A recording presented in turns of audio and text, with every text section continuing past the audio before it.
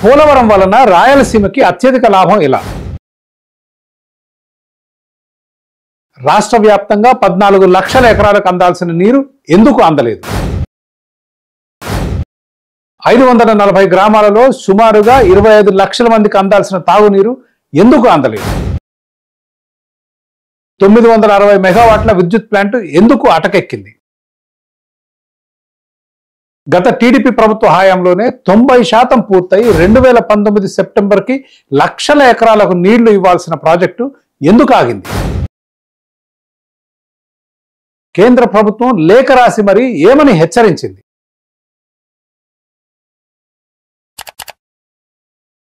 ఆంధ్రుల జీవనాడి పోలవరంకి ఏంటి ఈ శాపం?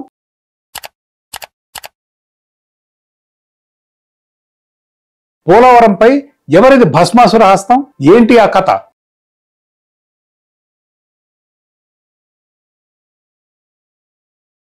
యాభై సంవత్సరాలుగా పెండింగ్ లో ఉన్న పోలవరం ప్రాజెక్టు చివరి దశకు చేరుకుంది. దాదాపు 90% పని పూర్తయి సెప్టెంబర్ 2019 కల్లా లక్షలాది రైతుల కలలు సాకారం అయ్యే దశలో జగన్మోహన్ రెడ్డి గారు ముఖ్యమంత్రి అయ్యారు. వెంటనే పోలవరం పనులు ఆపేశారు. ఉన్న కాంట్రాక్టర్ ని తీసేసి తన కుటుంబానికి సన్నిహితుడైన మేఘా కృష్ణారెడ్డికి కాంట్రాక్ట్ ఇచ్చారు. ఎందుకు ఇచ్చారు అనేది మీ ఊహకు వదిలేస్తాను.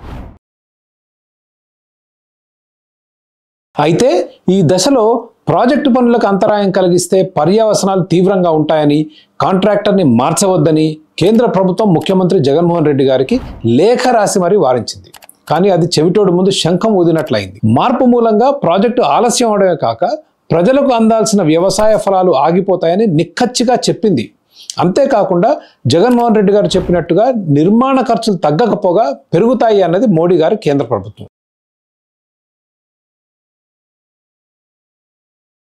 జగన్మోహన్ రెడ్డి గారు కేంద్రం చేసిన హెచ్చరికలను పెడచెవిన పెట్టారు. కాంట్రాక్టర్ని మార్చి సంవత్సరంన్నర పాటు తాత్సరం చేశారు. ఇంకేముంది, ఈలోపు పుణ్యకాలం గడిచిపోయింది. వరదలు వచ్చాయి. పోలవరం ప్రాజెక్టులోని ప్రధాన నిర్మాణాలైన coffer dam, diaphragm wall, guide bund ధ్వంసం అయ్యాయి. డబ్బులు మిగులుస్తా అని కాంట్రాక్టర్ని మార్చారు జగన్ గారు. ప్రాజెక్టు విధ్వంసం కావడంతో కేంద్రం చెప్పింది నిజమైంది. ఇప్పుడు ఖర్చు 10,000 కోట్ల రూపాయల మేర పెరగబోతుంది. అసలు నష్టం అంచనా ఇంకా ఎవరికీ అంతు చిక్కడం లేదు, కానీ భారీగా ఉంటుందనేది బహిరంగ రహస్యం. ఈ దుర్మార్గపు చర్య మూలంగా 10 నుంచి 15 లక్షల ఎకరాల భూములకు అందాల్సిన నీరు అందకుండా పోయింది. రాయలసీమ జిల్లాలతో పాటు ఉభయ గోదావరి, విశాఖపట్నం జిల్లాల రైతులు భారీగా నష్టపోయారు. సంవత్సరానికి 1,500 కోట్ల రూపాయల విద్యుత్తు ఉత్పత్తి చేయాల్సిన 960 మెగావాట్ల విద్యుత్ ప్లాంట్ మూలన పడింది. కేంద్ర ప్రభుత్వం కాంట్రాక్టర్ని మార్చవద్దు అని వారిస్తూ చేసిన ప్రతి హెచ్చరిక నిజమైంది. పోలవరం విధ్వంసం గురించి తెలుసుకునే ముందు పోలవరం ప్రాజెక్టు నేపథ్యం తెలుసుకోవడం అవసరం. ఆంధ్రప్రదేశ్ రాష్ట్రంలో ప్రవహించే వివిధ నదులలో 2 ముఖ్యమైనవి కృష్ణా, గోదావరి. కృష్ణా, గోదావరి నదులలో పారే నీళ్లు మితంగా ఉంటాయి. నదీ జలాలలో ఏ రాష్ట్రానికి ఎంత వాటా అనేది రాష్ట్రాల మధ్య ఒక ఎడతెగని వివాదం. ఏ రాష్ట్రానికి ఎన్ని నీళ్లు ఇవ్వాలో 1973లో మాజీ సుప్రీంకోర్టు న్యాయమూర్తి బచావత్ ఆధ్వర్యంలో వేసిన ట్రిబ్యునల్ నిర్ణయించింది. బచావత్ కృష్ణా నదిలో మహారాష్ట్రకి 585 టీఎంసీలు, కర్ణాటకకు 734 టీఎంసీలు, ఆంధ్రప్రదేశ్ రాష్ట్రానికి 811 టీఎంసీలు కేటాయించారు. సమైక్య ఆంధ్రప్రదేశ్ రాష్ట్రానికి కేటాయించిన 811 టీఎంసీలలో రాష్ట్ర విభజన అనంతరం కోస్తాకి 367 టీఎంసీలు వస్తే రాయలసీమకు 144, తెలంగాణకు 299 టీఎంసీలు వచ్చాయి. కృష్ణా నీళ్లు పూర్తిగా వాడుకుంటాం, కానీ గోదావరి నదిలో నీళ్లు ప్రతి సంవత్సరం సముద్రంలో కలిసిపోతాయి. గోదావరి నది మీద పోలవరం సమీపంలో ఆనకట్ట కడితే కృష్ణా డెల్టాకు 80 టీఎంసీల నీళ్లు అందించవచ్చు. అప్పుడు కృష్ణా డెల్టా కేటాయించిన 80 టీఎంసీల కృష్ణా నది నీరుని శ్రీశైలం దగ్గర ఆపి రాయలసీమకు తరలించవచ్చు.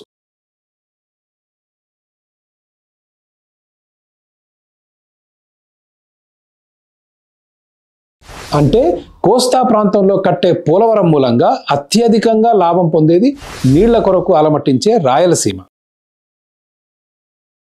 పోలవరం పూర్తయితే రాయలసీమకు అదనంగా 6 నుంచి 9 లక్షల ఎకరాలకు సాగునీళ్లు అందుతాయి. దానితో పాటు ఉమ్మడి గోదావరి జిల్లాలకు 5 లక్షల ఎకరాలకు సాగునీరు, విశాఖపట్నం జిల్లాకు 1,50,000 ఎకరాలకు సాగునీరుతో పాటు త్రాగునీరు, పరిశ్రమలకు నీరు కూడా అందుతుంది. దీనికి తోడు నది పారే సీజన్లో 900 మెగావాట్ల విద్యుత్తు కూడా పోలవరం దగ్గర ఉత్పత్తి చేయవచ్చు.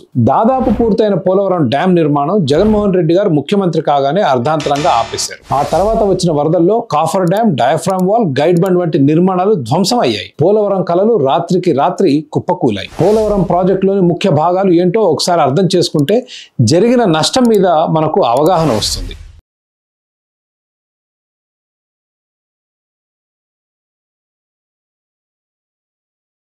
గోదావరి నీరు వృధా కాకుండా వాడుకోవటానికి వివిధ ప్రాంతాల సాంకేతిక సర్వే పూర్తి చేసిన తర్వాత పోలవరం దగ్గర ఆనకట్ట అత్యంత అనుకూలమైన ప్రదేశంగా తేల్చారు నిపుణులు.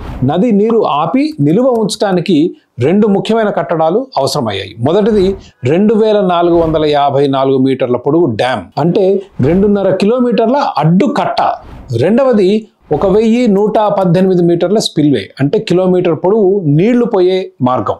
అట్లాగే ఆనకట్ట పైన కుడి ఎడమ కాలువలు రెండు కూడా వైఎస్ఆర్ గారు ముఖ్యమంత్రిగా ఉన్నప్పుడు చేసిన ధన యజ్ఞంలో భాగంగా చాలా వరకు పూర్తి చేశారు. ఆయన హయాంలో కుడి కాలువ 80% పైచిలకు పూర్తి చేస్తే ఎడమ కాలువ 60% కన్నా ఎక్కువ చేశారు. దాని తర్వాత వైఎస్ఆర్ మృతి, అవినీతి ఆరోపణలు, రాష్ట్ర విభజన సమస్యల మూలంగా పనులు ఆగిపోయాయి. ఆంధ్రప్రదేశ్ విభజన చట్టంలో పోలవరానికి జాతీయ ప్రాజెక్టు హోదా లభించింది. విభజన చట్టం ప్రకారం కేంద్ర ప్రభుత్వం పోలవరం ఖర్చు భరించాలి. 2014లో ఆంధ్రప్రదేశ్లో టీడీపీ అధికారంలోకి వచ్చిన తర్వాత పోలవరం డ్యాం దగ్గర పనులు ముమ్మరంగా మొదలయ్యాయి. పోలవరం డ్యాం నిర్మాణంలో ముఖ్యమైన నిర్మాణాలు: మొదటిది upper coffer dam, lower coffer dam. రెండవది earth and rock fill dam. మూడవది డయాఫ్రమ్ వాల్.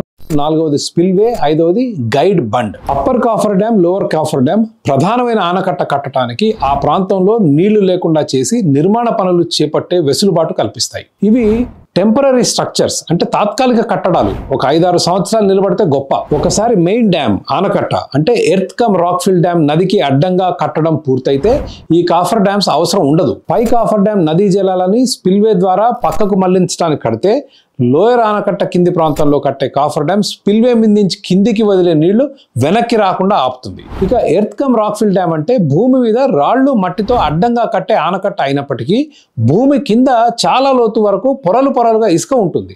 కాబట్టి ఆనకట్ట కట్టినా కింద ఇసుకలోంచి ఊట, అంటే సీపేజ్ వస్తుంది. ఆ ఊటను ఆపడానికి భూమి కింద లోతైన అడ్డుగోడ నిర్మాణం చేపట్టాలి. దీనినే డయాఫ్రమ్ వాల్ అంటారు. ఇది 1.5 మీటర్ల వెడల్పు, 40 నుంచి 80 మీటర్ల లోతు, 1400 మీటర్ల పొడవు ఉంటుంది.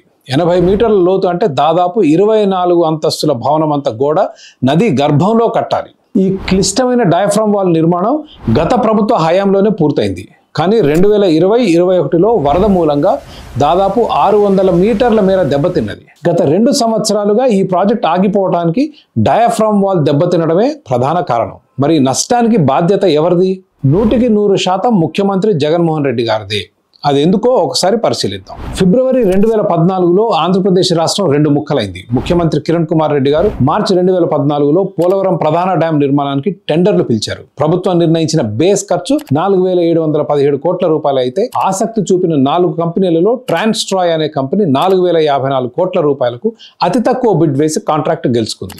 ఈ కంపెనీ కాంగ్రెస్ సానుభూతి పరుడైన ఎంపీ రాయపాటి సాంబశివరావుకు చెందిందన్న అభియోగాలు ఉన్నాయి. రాష్ట్ర విభజన జరిగి ఆంధ్రప్రదేశ్లో టీడీపీ అధికారంలోకి వచ్చింది. జూన్ 2014లో చంద్రబాబు గారు ముఖ్యమంత్రి అయ్యారు.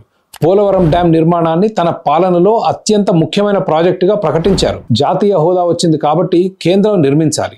అయితే అప్పటి ముఖ్యమంత్రి చంద్రబాబు రాష్ట్ర ప్రభుత్వానికి ప్రాజెక్ట్ నిర్మించే బాధ్యత ఇవ్వడానికి కేంద్రాన్ని ఒప్పించారు. అయితే కమిషన్ కొరకు కేంద్రాన్ని నిర్మించనీయకుండా ప్రాజెక్టు రాష్ట్ర ప్రభుత్వం చేస్తుందని వైసీపీ విమర్శించింది. కానీ ప్రాజెక్ట్ నిర్మాణం కేంద్ర ప్రభుత్వానికి ఒప్పజెప్తే పూర్తి చేయడానికి దశాబ్దాలు పడుతుంది. నర్మదా ప్రాజెక్టు మొదలుపెట్టి 60 సంవత్సరాలు దాటింది, ఇంకా పూర్తి కాలేదు. అందుకే రాష్ట్ర ప్రభుత్వాన్ని నిర్మించనివ్వమని కేంద్రాన్ని ప్రాధేయపడింది టీడీపీ ప్రభుత్వం. కమిషన్ల కొరకైతే జగన్మోహన్ రెడ్డి గారి లాగా చంద్రబాబు కూడా కాంగ్రెస్ ప్రభుత్వం నియమించిన ట్రాన్స్ట్రాయ్ కాంట్రాక్టర్ని మార్చేవారు. ట్రాన్స్ట్రాయ్ కంపెనీ కొంతకాలానికి 4300 కోట్ల రూపాయల అప్పుతో దివాలా అంచుల్లోకి వెళ్ళింది.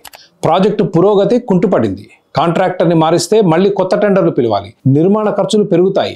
ఆ సమయంలో నవయుగ ఇంజనీరింగ్ సంస్థ పాత ధరలకే పోలవరం ప్రాజెక్టు పూర్తి చేయడానికి సంసిద్ధత వ్యక్తం చేసింది. కేంద్ర మంత్రి నితిన్ గడ్కరీ ముందు కొంత సంకోచించినప్పటికీ విషయం అవగాహన అయిన తర్వాత కాంట్రాక్టర్ మార్పుకు ఒప్పుకున్నారు. జనవరి 2018లో నవయుగ శరవేగంగా పనులు మొదలుపెట్టింది. స్పిల్వే నిర్మాణానికి ఒక్క రోజులో 32,316 క్యూబిక్ మీటర్ల కాంక్రీట్ పోసి Guinness book of world records లోకి ఎక్కింది.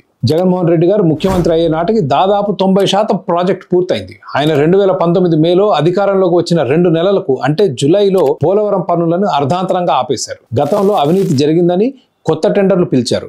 వద్దు మొర్రో అని కేంద్రం మొత్తుకుంది. అక్కడ నుంచి కథ మీకు తెలిసిందే. కాఫర్ డ్యామ్ మూలంగా ముంపుకి గురయ్యే దేవీపట్నం గ్రామం, దాని చుట్టుపక్క గూడాల నిర్వాసితులు ఖాళీ చేయకపోవడంతో ఆ గ్రామాలు మునగకుండా కాఫర్ డ్యామ్ మధ్య కొంచెం గ్యాప్ వదిలింది గత ప్రభుత్వం. దేవీపట్నం నిర్వాసితులకు ఇవ్వాల్సిన కొద్ది వందల కోట్ల పరిహారం చెల్లించి 2019 వర్షాకాలం వరదలు రాకముందే కాఫర్ డ్యామ్ మధ్య వదిలిన గ్యాప్లను ముయ్యాలి. అది అసలు ప్రణాళిక.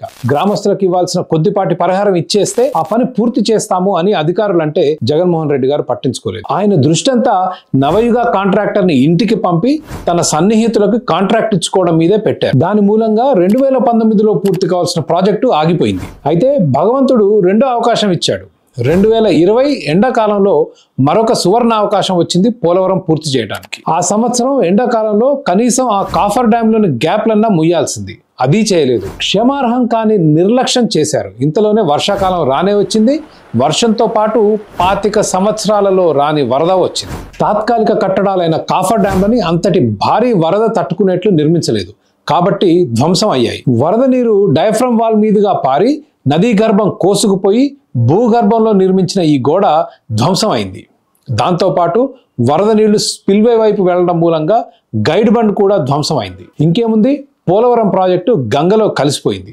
400 కోట్లతో కట్టిన డయాఫ్రామ్ వాల్ మరమ్మతుకే ఇప్పుడు 800 కోట్ల ఖర్చు అవుతుందని అంచనా. జగన్మోహన్ రెడ్డి గారు అధికారంలోకి వచ్చి చేసిన 4 సంవత్సరాల ఆలస్యం మూలంగా నిర్మాణ ఖర్చులు 10,000 కోట్ల రూపాయలలో పెరుగుతాయి. తన సన్నిహితుడికి పోలవరం కాంట్రాక్ట్ ఇవ్వాలన్న ఆతృతలో తీసుకున్న నిర్ణయం రాష్ట్రానికి, ప్రత్యేకంగా రైతులకు అపార నష్టం చేసింది. లక్షలాది ఎకరాలకు అందాల్సిన నీరు అందకుండా పోయింది. రాయలసీమకు వెళ్లాల్సిన సాగునీరు వెళ్లలేదు. విశాఖ పరిశ్రమలకు నీరు, ఆ నగర ప్రజలకు అందాల్సిన తాగునీరు ఆగిపోయాయి. ఇతర రాష్ట్రాల నుంచి విద్యుత్తు కొంటూ మన 960 మెగావాట్ల విద్యుత్ ప్లాంట్ ని అటకెక్కించుకున్నాం. పోలవరం కూడా ప్రజావేదిక, అమరావతిల లాగానే జగన్మోహన్ రెడ్డి గారి భస్మాసుర హస్తానికి బలైపోయింది.